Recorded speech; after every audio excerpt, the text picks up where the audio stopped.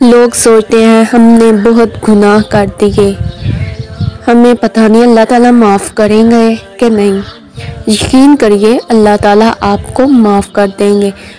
سب سے پہلے آپ نے اپنے پاسٹ کے بارے میں کبھی نہیں سوچنا، ہمیشہ اپنے فیوچر کو آگے رکھیں۔ اور اللہ تعالیٰ فرماتا ہے قُلْ يَا عِبَادِيَ الَّذِينَ أَسْرَفُوا عَلَىٰ أَنفُسِهِمْ لَا تَقْنَطُوا مِنْ رَحْمَةِ اللَّهِ إِنَّ اللَّهَ يَغْفِرُ الذُّنُوبَ جَمِيعًا إِنَّهُ هُوَ الْغَفُورُ الرَّحِيمُ۔ اے میرے بندو جنہوں نے اپنی جانوں پر زیادتی کر لی ہے، اتنے گناہ کیے کہ اپنے نفس پر اتنا ظلم کر لیا، مطلب بہت سارے گناہ کر لیے ہیں۔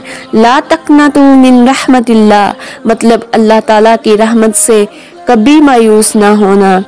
ان اللہ یغفر الذنوب جمیعا، بے شک اللہ تعالیٰ معاف کرنے والا ہے، غفور ہے، رحیم ہے۔